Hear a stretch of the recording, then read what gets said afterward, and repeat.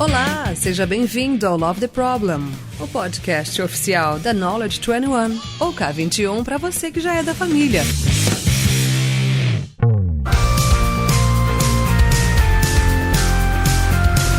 Fala galera, estamos aqui em mais um episódio do Love the Problem. Agora, primeiro episódio depois de anunciado o novo nome. Agora é oficial, agora veio pra ficar o podcast. Então vai ter sempre um novo episódio aí pra vocês frequentemente. Fica antenado, já se inscreve aí na sua plataforma de podcast preferida. Spotify, tem Deezer, tem Google Podcast, Apple Podcast. Se inscreve aí, acho que no Apple Podcast tem o bagulho de estrelinha, de ranking também. Dá aí as estrelinhas. Mas vamos direto pro assunto de hoje, que eu tô ansioso aqui. Estamos aqui em nossos estúdios, oficialmente trazendo um convidado muito especial aqui para esse tema, que vocês já sabem, tá no título do podcast, mas que é meu grande amigo João Reis. Fala aí, João. E aí, pessoal, beleza? Nesse momento, voando sobre Campina Grande, nós dois. Esse é o estúdio, né? O estúdio é um avião da TAP. Estamos voltando aqui, eu e João Reis, de Portugal. E muito tempo sem fazer nada, né? Trocando só ideia. Eu falei, por que a gente não troca ideia num clima de entrevista aqui, bate-papo, e libera pra todo mundo no Love the Problem? E estamos aqui experimentando, né? Experimentar é uma do negócio. Mais ou menos, a gente tava dormindo, pra falar a verdade. Tava dormindo bastante. Mas a gente resolveu fazer alguma coisa mais útil, né? Então acho que pro bem de todo mundo que tirar vantagem desse podcast, decidimos gravar um episódio aqui sobre um tema que acho que uniu a gente, que é Visual Thinking. Acho que a gente talvez possa encaixar, João, um pouco do nome do podcast com o tema. Então, Love the Problem, Visual Thinking.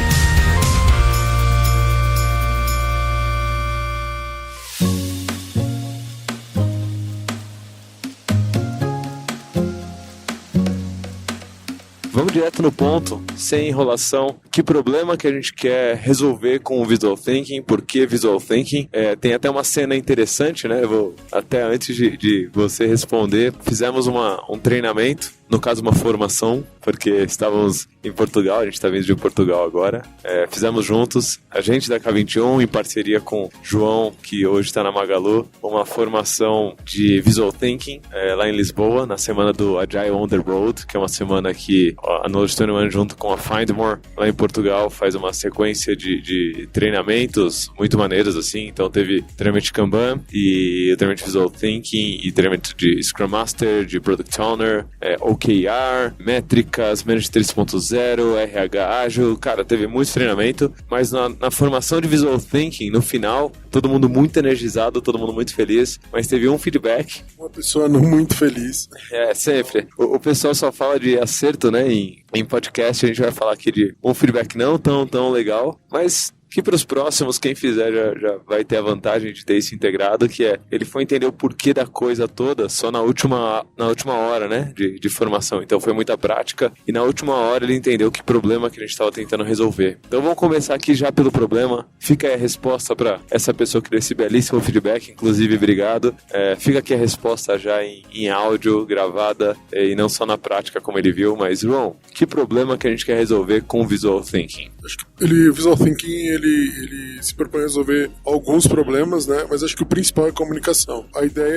O Visual Thinking ele se propõe primeiro a resolver o problema de comunicação. Tanto a forma como eu me exponho alguma ideia, ou como eu vou receber essa ideia, né? Usando não só uma maneira verbal, mas uma combinação entre verbal e visual. Então eu posso dizer que é desenho. É coisa de fazer desenho, óbvio que eu tô provocando aqui, né? Mas qual que é a fronteira entre comunicação visual e simplesmente desenho? Por que eu tô perguntando isso? Acho que tem alguns pontos nessa minha pergunta, mas o principal é: comunicação é um problema. Problema de comunicação é algo que muitos métodos tentam tratar há muito tempo, desde de métodos como comunicação não violenta, que é a comunicação verbal, até métodos de tecnologia como o ML, se alguém aí conhecer, né? Tinha lá o bonequinho de palito no ML, e N outras formas, né, de resolver esse problema de comunicação. No que que o Visual Thinking se difere de outras formas de resolver esse problema de comunicação e qual que é o limite entre simplesmente desenhar, fazer uns rabiscos ali bonitinhos e conseguir se comunicar de forma efetiva, né? Então tô tentando levar aqui o papo para um papo bem profissional, para um papo bem sério, apesar de a gente se divertir muito também fazendo esse tipo de resolução para o problema de comunicação. Então qual que é a fronteira, João, entre simplesmente desenho e a resolução de um problema de comunicação e como esse método se difere de outros métodos que se propõem a tratar o mesmo problema? Bom, assim, o Visual Thinking, né, primeiro assim, a comunicação verbal,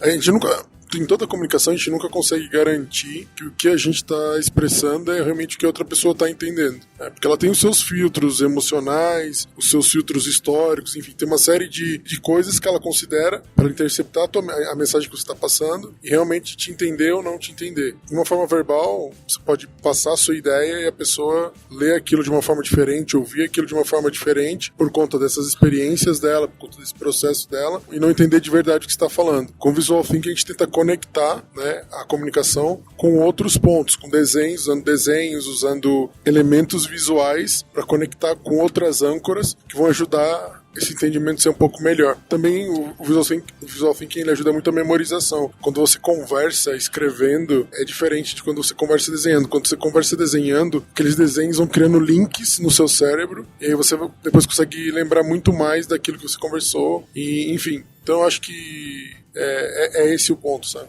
Então é quase um hack mental, né? Talvez o limite entre simplesmente desenho e a melhora da comunicação os seus desenhos estão resolvendo esse problema de comunicação, de fato, eles estão conseguindo hackear a mente, né, de quem tá vendo, ou simplesmente a pessoa olha e fala, pô, bonito, né? Bem legal, bem bonito, mas a mensagem que você queria comunicar não tá sendo feita, né? E aí já entrando um pouquinho, talvez, na parte prática, que ao longo do episódio acho que vale a pena a gente entrando um pouco na parte prática, talvez não precise ter nem desenho, né? Talvez esse grupo de informações, talvez esse grupo de textos mesmo, né? Consigam te ajudar a melhorar essa comunicação. Você consegue dar alguns exemplos de como alguém consegue começar a usar Visual Thinking mesmo sem começar a desenhar? E aí tá um desafio bom, né? É um bom ponto. Primeiro, assim, antes de entrar nesse ponto, uma coisa interessante é que Visual Thinking é sobre expressão de ideia, não sobre arte. Então isso diferencia muito a cena do desenho. Ele não é ilustração, ele não é... Então é expressão de ideias, né? E para expressar ideias você não precisa ser um Picasso, você não precisa ser um grande artista. Com símbolos simples você consegue expressar ideias visuais. Acho que foi muito bom o seu parênteses, só para deixar explícito, deixar claro que o parênteses foi: você não precisa abrir mão dos desenhos simplesmente porque não é um Pablo Picasso, simplesmente porque não é o Leonardo da Vinci. Você não precisa abrir mão dos desenhos, você pode usar desenhos, mas se você quiser começar a desenhar desenhos, aí entra a dica prática, João. Como que a gente consegue começar a exercitar Visual Thinking com o que a gente já sabe, né? Trazendo aqui um dos princípios do Kanban, misturando tudo na minha cabeça, né? A gente é integral, a vida é uma só, então como que eu consigo começar com o que eu faço agora para exercitar Visual Thinking? Uma maneira muito boa de começar é usando Mind Maps. Você não precisa desenhar nada, você só vai trabalhar com a organização de textos, como esses textos se conectam e trabalhar a orientação disso no papel, onde você estiver desenhando ou estiver fazendo o seu Mind Map. Já é Visual Thinking, você já está expressando de forma visual. Só de organizar as informações e criar as conexões, criar títulos e tentar agrupar elas de alguma forma, isso já é Visual Thinking. Então eu acho que pra mim, se alguém quer começar com Visual Thinking hoje, eu diria, comece fazendo Mind Map. Se você tem medo de desenhar, comece fazendo Mind Map, porque é onde você vai conseguir trabalhar bastante isso de colocar a informação sucinta, fazer conexão das informações, e isso é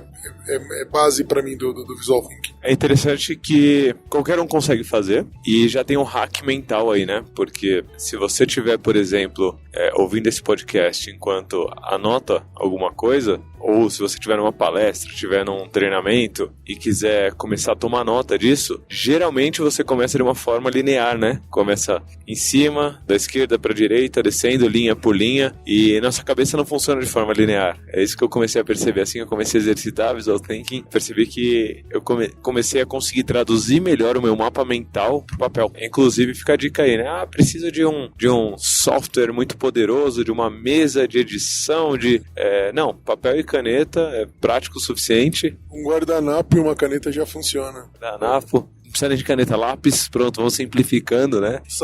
O Samuca sabe bem disso, Samuel da K21. A gente começou começou nossas conversas rabiscando em guardanapo e uma canetinha nos almoços. Tem uma imagem marcante de uma palestra que você fazia, tem um post no LinkedIn, se não me engano. Vou tentar deixar na descrição aqui, se a gente recuperar o post no LinkedIn. A imagem do Rio, feita no guardanapo, foi muito legal. Muito bom, e isso já deu gatilho para várias ideias, deu em palestra. Para quem não conhece essa imagem famosa, né? A imagem do True Agile, que tem o Rio descrevendo todo o fluxo e tem muito insight em cima, e não precisa estar naquela versão, no PowerPoint, chata, pode estar no guardanapo. E se você não quiser começar rabiscando imagens no guardanapo, você pode colocar blocos de informação, e aí eu aprendi ontem, né? Na formação, eu já aprendi mais uma dica, esse lance de troca é muito legal, que tenta sempre usar 2 linhas, 4 palavras, né? 2 linhas, 4 palavras. Tenta, assim, primeiro, se você não tem segurança, né, de pensar e tentar acomodando em 2 linhas, 4 palavras, os seus pedaços, né, os seus chunks de texto, tenta escreve livremente, depois tenta reduzir aquilo para 2 linhas, 4 palavras. 4 palavras por linha. Então, se deu mais do que isso, você consegue separar em outros chunks, e aí você vai criando agrupamentos de informação, aí você dá um título para isso. Mas a ideia básica é isso. 2 linhas, 4 palavras, para você ter uma base se você está escrevendo muito ou não, na hora de você criar visualmente aquilo que você está querendo dizer. E aí começar a conectar assuntos, né? Começar a conectar uma parte na outra, que é muito mais do que a nossa cabeça faz, né? Ao invés de cima para baixo, da esquerda para a direita, então só essa conexão. E aí pode ser uma conexão de um assunto, conectado diretamente com o assunto do lado, conectado com o do lado, conectado com o de baixo, com o do lado. Então você pode ir fazendo talvez um caminho, você pode jogar um assunto e conectar com outros aleatoriamente. Como que você pode colocar essa disposição de mapa mental, João? Precisa ser realmente conectado cada um dos assuntos de uma maneira totalmente lógica, porque minha cabeça não funciona muito assim, né? Então, o que você sugere, assim, para disposição visual desses assuntos? Lembrando que não estamos falando aí sobre desenho, certo? O nosso cérebro, ele gosta muito de padrões, assim, ele sempre busca por padrões, né? Então, a gente começa a agrupar as coisas que se parecem e tentar fazer a conexão delas. E o interessante do Visual Thinking é que através de, por exemplo, eu posso colocar que uma coisa está um pouco ligada à outra com uma linhazinha tracejada conectando uma coisa na outra, ou seja, uma ligação fraca daquilo. Ou se é uma ligação muito forte, eu posso colocar uma seta mais grossa. Então, eu posso brincar com o jeito que eu desenho as coisas, o jeito que eu desenho os meus conectores, né? Setas, linhas que conectam as ideias, de acordo com o quão forte é aquela ligação, quão forte quanto aquilo está ligado de fato, né? Eu consigo brincar com isso, é uma coisa que no verbal a gente não consegue fazer. Você tem que gastar um monte de palavras para deixar as coisas fortemente conectadas ou fracamente conectadas, nem sei se existe essa palavra. se não existir, agora existe. Fortemente ou fracamente conectadas. No final é sobre o conteúdo, né? Sobre o hack que você quer fazer na mente de quem está interpretando esse conteúdo que você está passando. Inclusive, feedbacks são muito bem-vindos sempre que você está fazendo alguma coisa assim, né? Pergunta para alguém do lado, pô, o que você entendeu daqui? O que te chamou mais atenção? Isso daí já começa a te fazer entender que conector que vale a pena reforçar, que conector... E aí quando a gente está falando de conector, é linha mesmo, tá, gente? Não é o desenho... Não, é conector mesmo. Pega um lápis, faz uma linha, conector 2 assuntos. Passou 3 vezes em cima da mesma linha, já ficou mais forte a conexão, né? O Visual Thinking, ele tem 2 princípios muito importantes, assim, né? Ele tem alguns princípios, mas 2 para mim são muito fortes. Que o contexto é o rei. O que importa é o teu contexto. Então até agora, nesse papo que a gente tá batendo, a gente não falou pra você desenhar nenhuma linha, se você for começar, nenhum bonequinho palito a gente falou ainda. A gente tá falando só sobre conectar as ideias, primeiro sintetizar as ideias com a ideia de criar os pedaços. A segundo, conectar essas ideias. E então, assim, contexto é o rei, né? O contexto do que você está falando é o rei. O desenho existe pelo contexto e não o contexto pelo desenho. Isso é muito importante. E outra coisa que aí para mim é fundamental é que tem que ser simples e rápido. Simples e rápido. Se está demorando muito para fazer os seus símbolos ou para criar as próprias conexões, se está demorando muito para criar suas setas, se está demorando muito para criar os seus pedaços, tem que treinar mais, tem que fazer mais kata para que isso seja sempre simples e rápido. Muito bom. Inclusive, se você tiver que permanecer só com texto, né? Um insight que eu tive aqui interessante durante essa sua explicação do simples e rápido e de contexto é o rei, e essa é uma vantagem que eu gosto muito do Visual Thinking, é que você começa a exercitar, ou pelo menos eu começo, quando eu tô ali rabiscando, a atenção plena. É um hack mental não só para quem vai ler, mas para quem tá escrevendo. Isso para mim faz uma diferença gigante. Por quê? Ou, como diriam os portugueses, purca. Quando eu tô assistindo uma palestra, o retorno que eu vou ter sobre essa palestra é basicamente o quanto eu consigo capturar de ideias dessa palestra. E a nossa mente, ela dispersa muito fácil. Sempre que eu estou fazendo uma anotação visual, essa atenção que eu preciso ter para conseguir identificar cada bloco de 2 linhas, 4 palavras e onde eu vou colocar me faz ter que prestar mais atenção à palestra. E aí isso, para mim, já resolve um problema que a maioria das pessoas fica com medo de ter, enquanto ainda não experimenta Visual Thinking, que é como que eu consigo prestar atenção em 2 coisas ao mesmo tempo, ou seja, no meu rabisco aqui, na minha folha e no conteúdo da palestra. E aí a frase, o contexto é rei, né? O contexto é quem manda, te mostra que você não precisa pensar em 2 coisas ao mesmo tempo. Você precisa pensar em uma só, que é o contexto, porque o que você está expressando no final é o contexto e não a forma, né? Então você não precisa pensar na forma. Pensa no contexto, a forma é só consequência disso. Mas eu já vou começar a entrar em outro ponto, João, que a gente descartou no comecinho da conversa para facilitar para quem quiser começar, não ficar travado em desenho, mas eu quero muito falar sobre esse travamento, essa trava que as pessoas têm. Travamento existe também? Eu sou visual. Eu não sou muito bom, não. Se precisar desenhar, a gente desenha. Agora existe travamento. Foda-se, travamento. Então, essa trava visual, que a gente tem essa trava na mão, essa trava na cabeça, não sei muito bem onde é essa trava, mas é o grande mito. Já vou colocar aqui como mito. Foda-se, não sei desenhar. Acho que tem uma analogia boa que a gente usa pra isso. Talvez você consiga introduzir com essa analogia e desenvolver. Só que qual é que é essa do eu não sei desenhar? É muito interessante. Muito interessante porque, assim, na escola, né, a criança, ela começa, quando a gente é criança, a gente começa rabiscando sempre, desenhando sempre. Então a gente começa a se expressar de forma visual antes da forma verbal. Mas o nosso sistema de ensino, nossa educação, nosso sistema tradicional de educação, diz pra gente que em algum momento a gente tem que ser grande, a gente tem que ser crescido. E aí que começa a levar a gente para um outro lado. Então a gente precisa aprender a escrever, porque escrever é importante, lógico que escrever é importante, mas desenhar é coisa de criancinha. Tanto que muita gente tem muito bloqueio para voltar a desenhar, porque lógico, se ela passou a vida inteira não treinando isso, os traços dela, a hora que ela começar a desenhar, vão ser infantis. E aí é muito ruim para esse adulto, com todo esse estigma na cabeça, com toda essa parte que foi imposta pra gente, né? Começar a desenhar por medo de julgamento das pessoas, por saber que o seu traço de desenho ele não evoluiu tanto quanto talvez a sua letra, né? Ou a sua própria comunicação verbal, né? Porque verbalmente você consegue se expressar muito bem e visualmente nem tanto. Mas é o que você falou, questão de prática, né? Porque você vem treinando a comunicação verbal desde os seus 1 ano, 2 anos. João tem filhos pequenos, né? Por enquanto, não sei se no futuro vai mudar, João, vai que... Acho que não vai ter mais filho pequeno, assim, num futuro tão próximo. Já tem muito filho pequeno. Né? Inclusive, um beijão pra Cris, aqui não conheço pessoalmente ainda a Cris, que é a esposa do João aí, e tá com os miúdos, enquanto a gente tá voltando aqui. Miúdos, tô muito português, cara, tô muito português.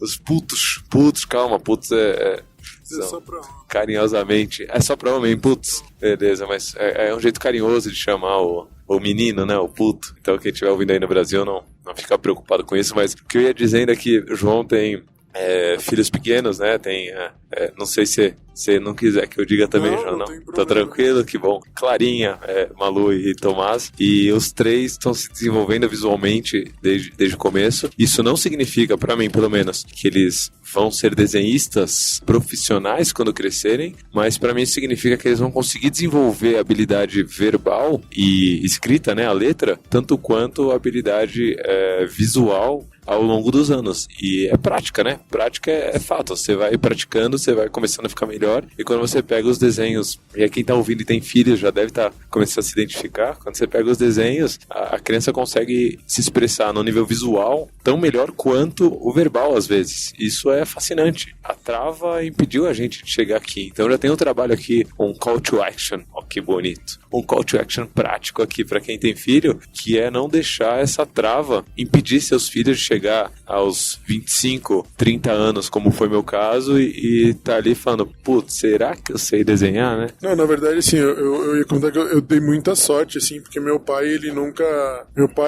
é projetista mecânico, e ele nunca deixou a gente parar de desenhar. Tanto eu quanto a minha irmã, ele sempre incentivou muito, então a gente não teve essa trava, né? Isso me ajuda muito hoje a muita coisa. E é isso, é muito interessante ver, a Malu tá com 8 anos, mas desde pequenininha a gente já chegou a colocar flipchart do lado da televisão. Pra toda vez que eles vão estar ligar a televisão, a gente ir pro flipchart desenhar. A gente já fez vários experimentos desenhando e a Malu gosta muito, né? E eu vejo a Clarinha agora, com 3 anos, começando a despontar também algumas coisinhas. Se a gente não castrar criativamente as crianças, a gente consegue que elas tenham esse lado um pouco mais evoluído quando estiver na nossa idade. E aí o que era muito útil enquanto a gente era criança passa a se tornar útil também depois de adulto. É engraçado porque mesmo criança consegue influenciar em coisas úteis de adulto. E aí eu vou dar um exemplo aqui bem interessante, porque o Agile on the Road ele tem o evento, né, que a Knowledge 21 faz junto com a Findmore frequentemente, agora principalmente na Europa, mas vamos ver quais são os futuros disso. Ele tem um logo,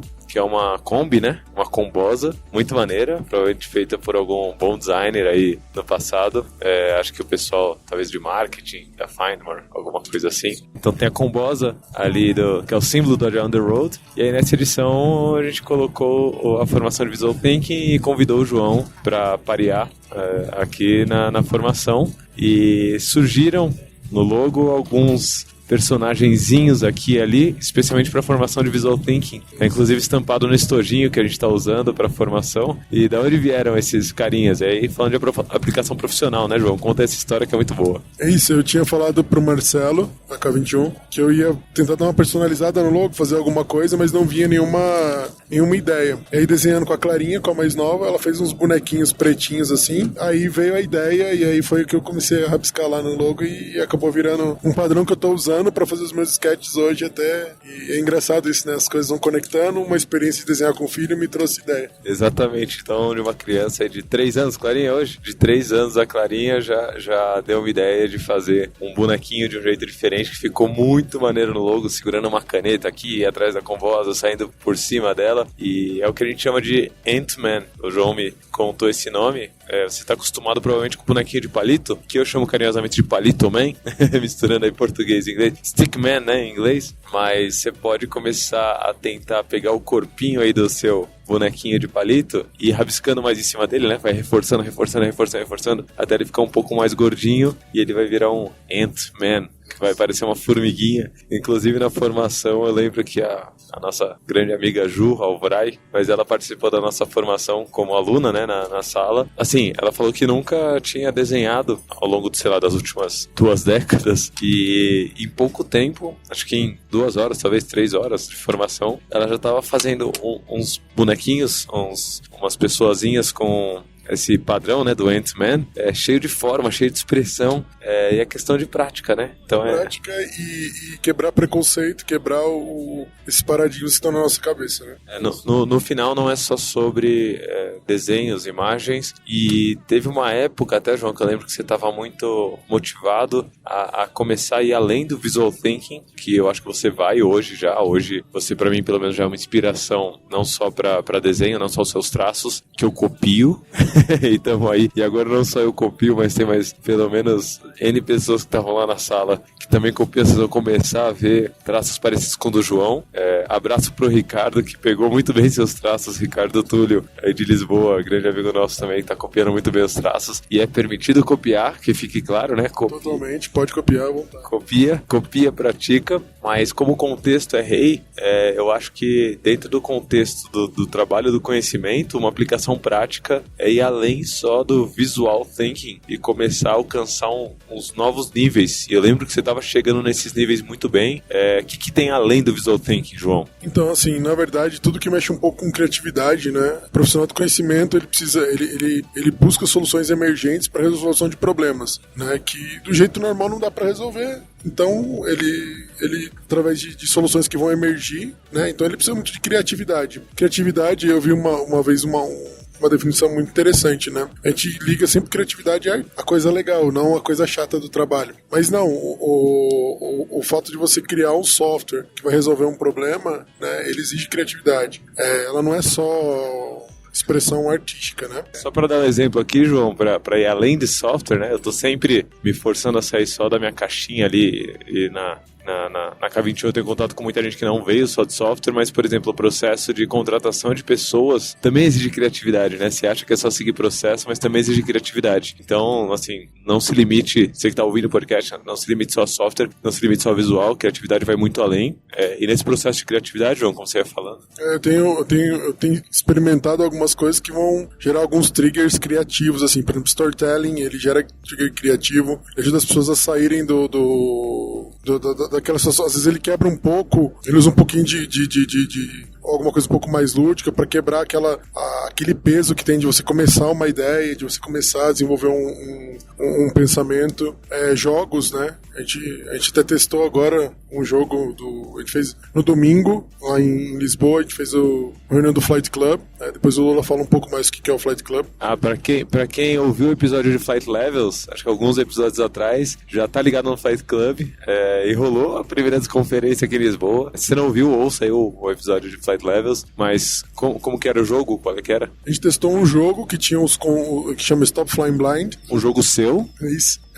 Que foi criado justamente para desbloquear o aprendizado, porque eu via muitas pessoas falarem, olha, esse negócio de flight level, essas coisas de flight level, mas o que é o flight level? Como é um modelo de pensamento, os flight levels é um modelo de pensamento, não é tão tangível, né? Então assim, para tentar tangibilizar um pouco, e aí no jogo a gente usa bastante storytelling, muita coisa, ficou bem legal, assim, foi boa a experiência, vários bons feedbacks para as novas versões, então a gente tá bem, também é uma outra maneira de acho que usar triggers criativos para resolver problemas no dia a dia de trabalho. O termo que você tem usado bastante que me inspira é Creative Engagement, né? O que a gente quer, engajamento, motivação criativa, e o Stop Flying Blind é um belo exemplo, porque ele conecta muitas coisas, assim, que eu acredito que acho que primeiro, mais importante de tudo, a aplicação prática de tudo isso. Então ali a gente sabe que da desconferência de quem jogou o jogo, a gente tem aplicações práticas que vão acontecer ou já estão acontecendo nesse momento, a partir dali. A gente tem a construção do jogo com elementos visuais e lúdicos, ali as cartinhas, tem desde desenhos nas cartinhas até um passo a passo, as regrinhas, e aí, para mim, o mais importante é que, apesar de ser um jogo criado por você, é um jogo que foi criado de forma extremamente colaborativa, né? Você não estava sozinho nessa, e a criatividade, assim como o trabalho do conhecimento, ela ela se beneficia de forma exponencial. E aí, obrigado Rodrigo de Toledo, que é o cara que adora os números, e Daniel Teixeira, em memória aqui, que tentou chegar e chegou a boas fórmulas sobre o trabalho do conhecimento e colaboração, mas a colaboração, ela melhora o trabalho do conhecimento de forma exponencial, e o Stop Flying Blind foi feito de forma colaborativa, usando elementos visuais ou não. Como que foi esse processo de criação? E aí, falando um pouquinho de aplicação prática aqui de Creative Engagement com Visual Thinking e um pouco de ludificação para conseguir resultados práticos. Um exemplo foi, no ano passado, retrasado, a gente fez alguns open spaces em Braga, em Portugal, quando eu morava ali, e a gente fez a gente chama de Visual Open Space. Então, as pessoas, elas tinham conversar as ideias do Open Space, geralmente era sobre algum tema sobre agilidade, né, dentro da agilidade, e ao conversar elas tinham que desenhar aquilo, e por desenhar juntas, no final às vezes parecia um rabisco louco que ninguém entendia nada, mas aquelas pessoas que rabiscaram juntas, né, que ali fizeram aquele desenho coletivo, elas conseguiam, olhando para aquele desenho, lembrar de tudo que elas discutiram. Então elas conseguiram ter uma absorção maior do conteúdo daquela discussão, por desenhar juntas, né. E as coisas vão crescendo, né? Surgindo, assim como no dia a dia a gente quer que os produtos que a gente faça, os serviços que a gente faça, vão surgindo de forma criativa e não linear, e conectando pessoas. Puxando aqui um pouco do Manifesto Ágil, né? Indivíduos e interações, mais do que processos e ferramentas. No final, o mesmo Visual Thinking ou qualquer outro método que te ajude a resolver esse problema de comunicação, o que ele quer fazer é melhorar a relação entre os indivíduos e as interações que esses indivíduos têm, inclusive no dia a dia, não só da vida profissional, mas no dia a dia até de amizades.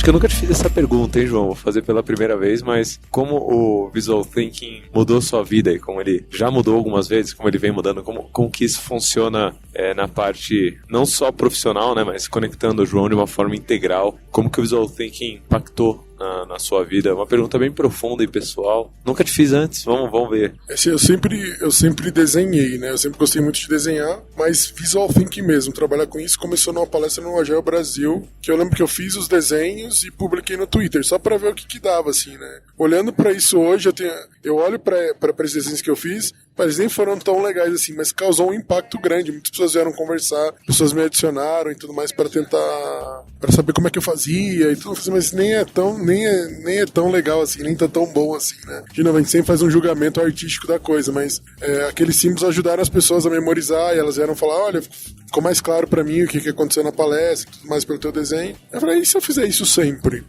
Se eu fizer isso sempre. E comecei.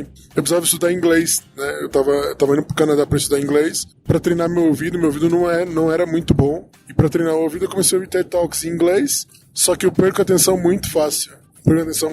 Passou uma mosca, eu vou ficar acompanhando a mosca e não vou fazer o que tem que fazer. Então eu colocava o TED Talk pra ouvir e ia desenhando. E eu fazia isso todo dia, várias vezes, e foi criando um hábito. Hoje eu consigo muito fazer descartar e priorizar a informação que eu tô ouvindo e passar pro desenho por conta disso. Então assim, mudou muito a minha vida nesse sentido. Foi uma ferramenta que eu usei muito pra conseguir me manter conectado e filtrando as informações que me chegavam. E a parte de compartilhar, ela me trouxe grandes amigos, né? O Lula é um exemplo disso. A gente se aproximou pelo Rabisco. A gente foi apresentar... Bloco Unidos pelo Rabisco.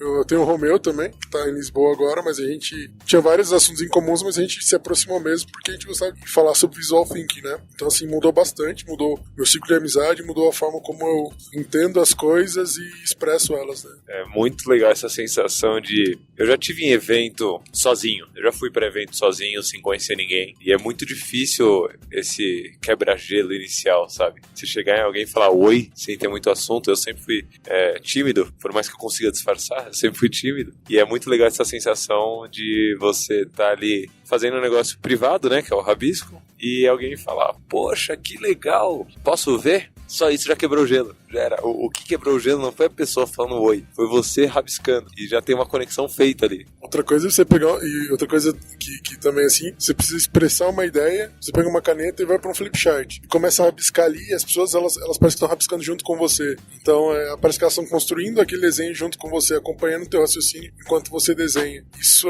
tem um efeito gigantesco na forma como você faz as suas coisas, né? Isso influencia meu trabalho, né? Como Agile Coach, eu preciso fazer apresentações, dar workshops, treinamentos, mudou bastante. Eu tô tentando lembrar aqui de cabeça todas não, né? Todas eu não vou lembrar, mas muitas dessas conexões, né?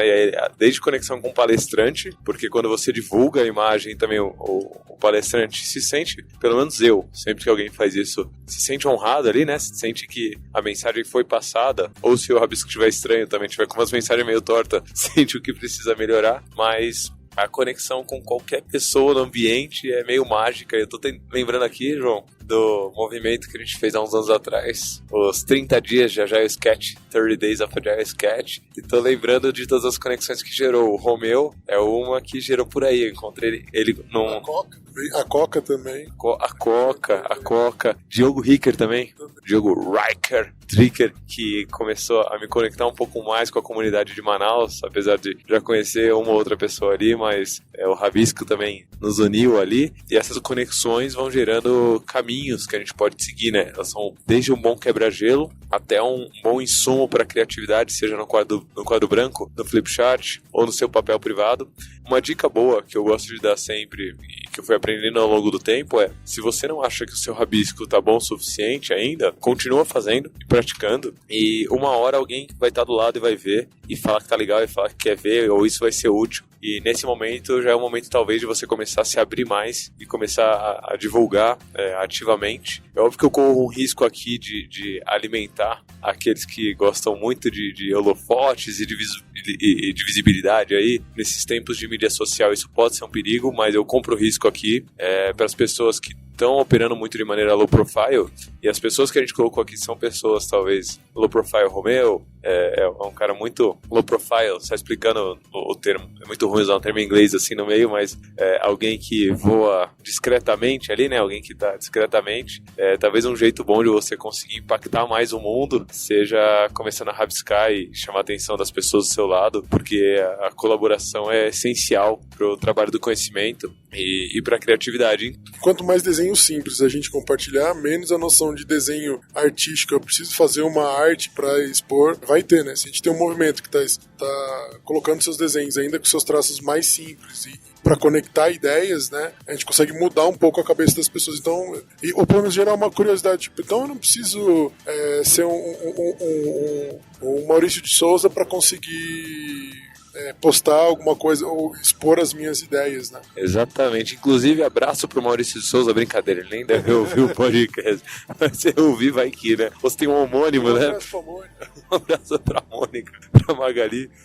Mas eu tava lembrando aqui, João, sobre conexões, um momento muito marcante das nossas vidas em 2016, quando um grupo da K21, fui eu, Garrido, CFC, Samuel, a esposa de Samuel, a Auri, grupo de pessoas da K21 e cônjuges também, aí, né, no caso do Samuca, a gente foi pra Portugal, minha primeira vez em Portugal, e eu lembro muito bem que um mês antes a gente tava almoçando junto, eu comentei sobre isso e você falou, porra, vai ser na mesma semana que eu vou estar indo pra Buenos Aires, e eu me lembro que eu tava indo pra Portugal pra fazer minha primeira palestra fora do país, que acabou sendo 3 palestras de uma vez, não sei o que aconteceu, o mundo mudou, foram 3, mas uma delas era sobre visual thinking, né, e eu fiz com rabisco e tudo mais, tentando já conectar.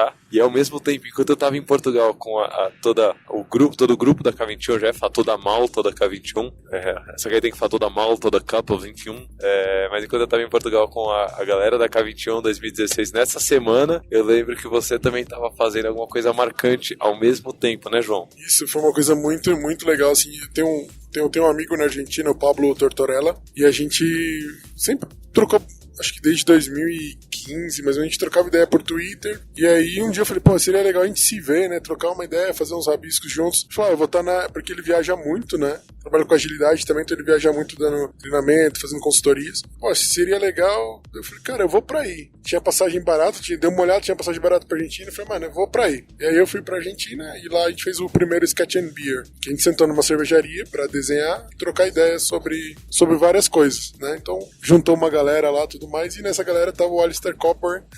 Eu nem sabia nada, foi uma surpresa, porque ele tava por lá pela Argentina, e ele foi muito, muito, muito legal, e ele me ensinou uma lição muito joia. Porque antes de ir pra lá, eu falei, não, vou fazer o Sketch and Beer, e o Lula tá acostumando com isso, eu preciso sempre de um plano, eu preciso ter as coisas planejadas.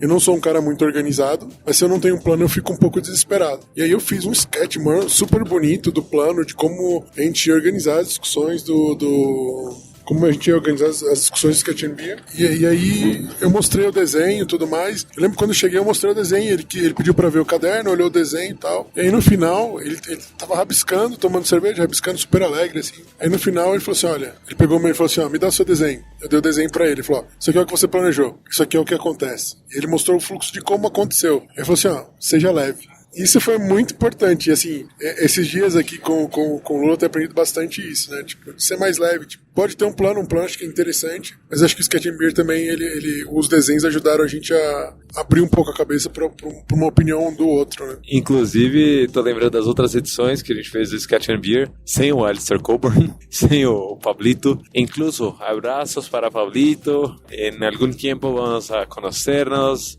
e acabar, eu tô tipo Xuxa, né? Um abraço pra minha mãe e pro meu pai, especialmente pra você, inclusive em espanhol. Mas que são conexões importantes, assim, que ou a gente fez ou a gente vai fazer, e eu acho que a colaboração é essencial, de novo, né, pro trabalho do conhecimento. Mas a gente fez outras edições do Sketch and Beer, que basicamente é um evento, o propósito dele são pessoas trocando ideias sobre assuntos, no nosso caso aqui, principalmente sobre agilidade, e rabiscando ali ao mesmo tempo, e tomando uma cerveja, cerveja, tomando alguma coisa em um bar, num ambiente mais descontraído. Me lembro de uma edição que a gente fez em São Paulo, depois de um evento, depois de uma conferência. Tem até a foto muito boa de todo mundo ali feliz pra caramba, com as coisas na mão. Me lembro, dificilmente vou lembrar de todo mundo, né, mas posso até estar sendo injusto aqui, mas quem me vê a cabeça lembra que a Mari Graff tava num momento de mudança grande na vida dela. Tava Vladson, tava você, acho que o Romeu tava também. Tem toda uma galera, só Muca tava o Caco. Então, toda uma galera unida ali, e esse movimento de comunidade, a gente pode falar de N comunidades aqui, desde dessa comunidade Visual Thinking até a comunidade de Agile Brasil, uma comunidade muito forte dentro do Brasil. Tem a galera do Agile Beer agora chegando forte também, trocando ideia. Então, esse movimento de comunidade, eu acho que é consequência da gente estar muito atento ao contexto e praticando e tentando melhorar a relação entre indivíduos. Fizemos alguns outros experimentos de Sketch and Beer, né, João?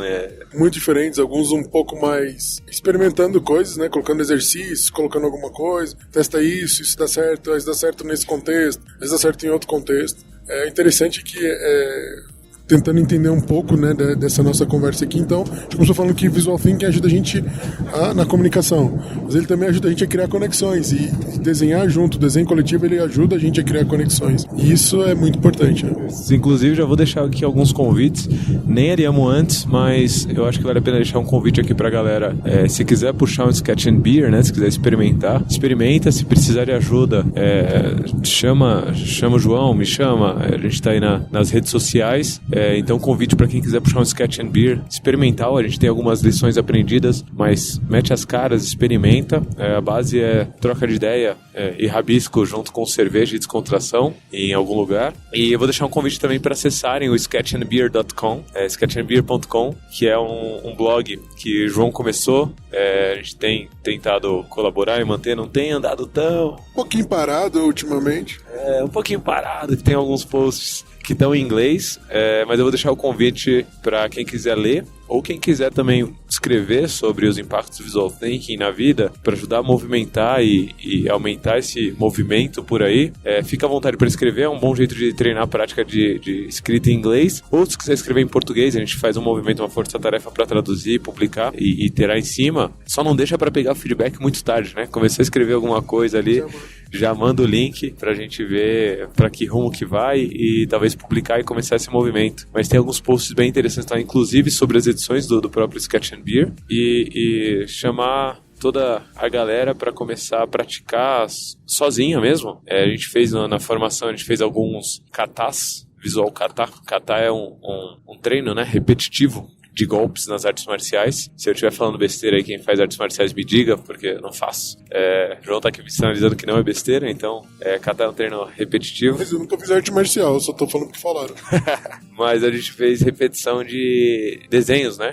Então o pessoal experimentando um personagem, repetindo, um desenho, repetindo, porque você consegue começar a formar Pictionary, que a gente chama, um dicionário pictográfico, um dicionário visual, e você não precisa pensar tanto em criar novos símbolos o tempo todo, apesar da gente dar algumas dicas também durante a formação de como criar símbolos de uma forma fácil, mas você pode simplesmente repetir os símbolos que você sempre usa. Então eu vou aqui revelar, por exemplo, o meu Pictionary. Eu lembro que sempre tem lâmpada eu uso muito, lâmpada. Então a lâmpada dá pra você fazer com alguns pequenos traços aí, traços rápido e focado no contexto, o João sempre fala aqui. Então lâmpada, livro, eu uso bastante livro. Eu uso um bonequinho padrão, que aí eu consigo colocar um balãozinho nele e ele consegue falar o que quiser, numa posição única. Eu uso bastante... me ajuda aí, João, o que você usa no dia a dia? Já faz uns 3 ou 4 elementos. Eu uso bastante pessoas e expressões, porque pessoas e expressões, elas ajudam a gente a expressar ideias mais complexas, ideias mais abstratas, né? Como é que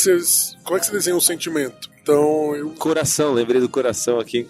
Como é que você expressa isso, né? E eu gosto muito também de criar metáforas visuais, que é combinar 2 símbolos para transmitir uma ideia. Isso é bem legal. Fazer um bonequinho com cabeça de lâmpada para dar um resultado. Então eu já vou deixar também um convite aqui, João, uma informação interessante. Vamos começar a passar, talvez oferecer um pouco mais frequentemente a K21, né? Eu principalmente, que gosto de puxar esse movimento. Vou começar a tentar abrir turmas em que eu vou dar formações de Visual Thinking aqui e ali, mas se tiver interesse, certo? Em São Paulo e Manaus e Brasil afora aí no Sul, não só em Lisboa, como já teve a segunda edição em Lisboa e nenhuma no Brasil, vergonhoso, né? Põe aí uma vaia pra gente, mas eu tô prevendo aqui, João, eu abri uma turma pra eu fazer em junho, pela K21, né? Então a K21 fazendo uma turma em junho, talvez perto do Scrum Hill, mas o que eu quero aqui com esse podcast é muito menos anunciar a turma e muito mais ver o quanto as pessoas estão interessadas nesse assunto, porque o meu objetivo não é vender, não é fazer uma turma por fazer, o que eu quero é espalhar essa mensagem e destravar essa castração criativa que as pessoas tiveram na infância de uma maneira prática ali em 8 horas, em um dia, usar meu tempo para esse propósito tão nobre. Então, se você tiver interesse nesse tipo de informação, me manda um e-mail no lula@k21.com.br falando, e aí eu já te deixo cadastrado para quando tiver a turma marcada, com data marcada, me fala de onde você é, se você iria para São Paulo, para o Rio, para Porto Alegre, para onde você iria, para Manaus, para fazer essa formação, e assim que tiver um número legal de pessoas, já abro e a gente já começa a trabalhar para movimentar. Mas, ao mesmo tempo, a gente pode ir submetendo palestras, workshops, né, João? Já fizemos esse 2013, você falou Agile Brasil, 2014? 2014 não, acho que foi 2015 no Agile Brasil de Florianópolis teve. Não, foi Porto de Galinhas, não foi? Porto de Galinhas, isso. Florianópolis não teve, não.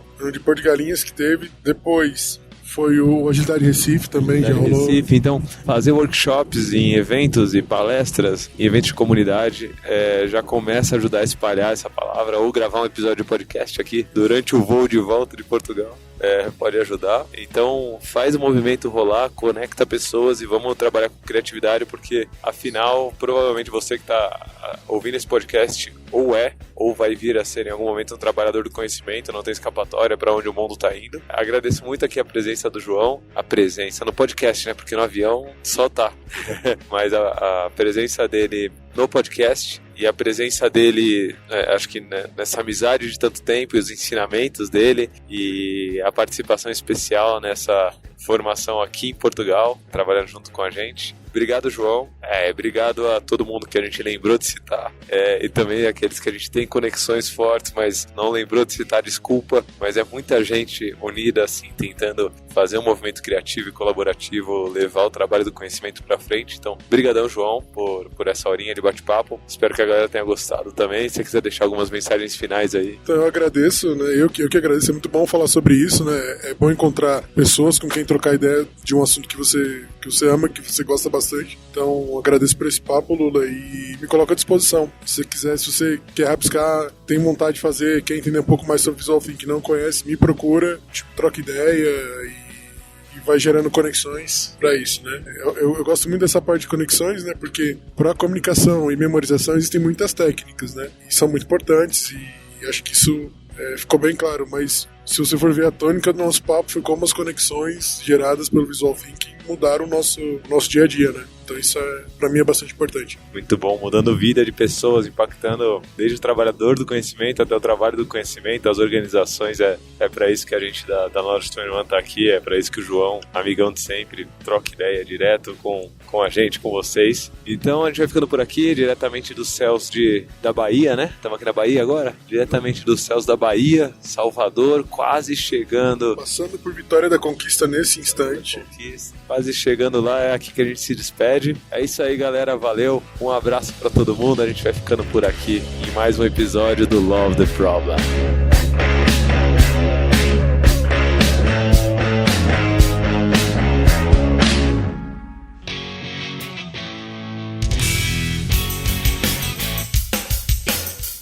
Você acabou de ouvir mais um episódio do Love the Problem. Esse podcast chega até você com o apoio da Knowledge 21. Confira mais um K21.com.br.